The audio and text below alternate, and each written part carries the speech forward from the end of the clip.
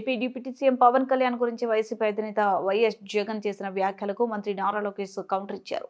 Assembly media point వద్ద మాట్లాడిన లోకేష్ పవన్ కళ్యాణ్ పై వైఎస్ జగన్ చేసిన వ్యాఖ్యలపై స్పందించారు. అహంకారానికి పాయింట్ షర్ట్ వేసే జగన్ అంటూ నారా లోకేష్ విమర్శించారు.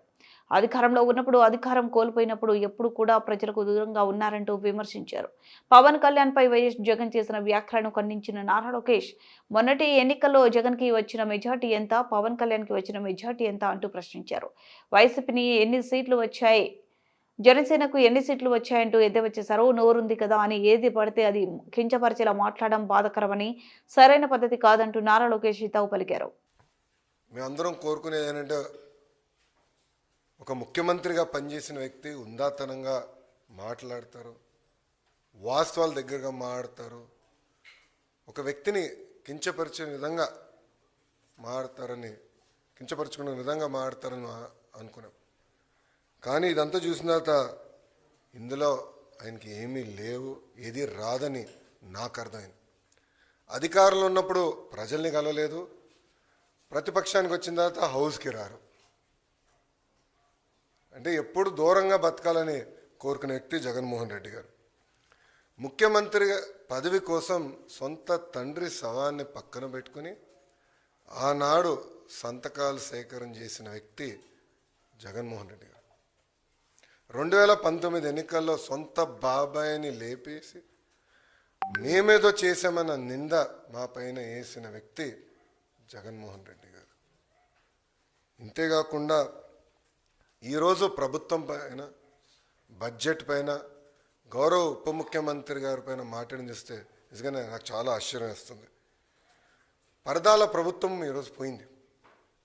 అదేవిధంగా బూతులు తిట్టే శాసనసభ్యులు కూడా పోయారు. ఎప్పుడు లేని విధంగా ప్రజల కోరిక మేరకు ప్రజలకు ఏదైతే అవసరం ఉందో అది ఈరోజు బడ్జెట్లో మేము పెట్టుకుంటాం జరిగింది.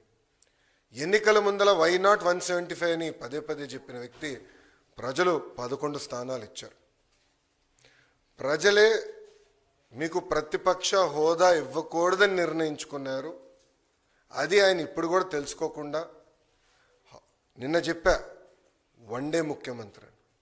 కరెక్ట్గా హౌస్ ప్రారంభమయ్యే రోజు మొదటి రోజు వస్తారు, నాకు ప్రత్యేక హోదా, క్షమించాలి, నాకు ప్రతిపక్ష నేత హోదా ఇవ్వాలి అని కోరుకుంటాడు, వెళ్ళిపోతాడు. మళ్ళీ ఎప్పుడు ఆయన కంపడరు. అలాంటి పరిస్థితి మనందరం చూస్తున్నాం. ఇప్పుడు ఆయన ఆలోచించాలి, ఎందుకు 11 స్థానాలు ప్రజలు ఆయనకి ఇచ్చారు. ఆయన ఆలోచించాలి, ఎందుకు సొంత తల్లి, చెల్లి, కార్యకర్తలు, నాయకులు ఆయన నమ్మట్లేదని. మొన్న బ్యాలెట్ ద్వారా దాదాపు 67% ఓట్లు కూటమి అభ్యర్థులు ఆల్పాటి రాజేంద్ర ప్రసాద్ గారు, ఇంకొక పక్కన రాజశేఖర్ గారు ఓట్లు సాధించారు. నేను చెప్పా, ఈవీఎం అయినా బ్యాలెట్ అయినా గెలుపు కూటమి ప్రభుత్వంది. అలాంటిది ఈరోజు గౌరవ ఉప ముఖ్యమంత్రి గారిని కించపరిచే విధంగా ఆయన మాట్లాడారు.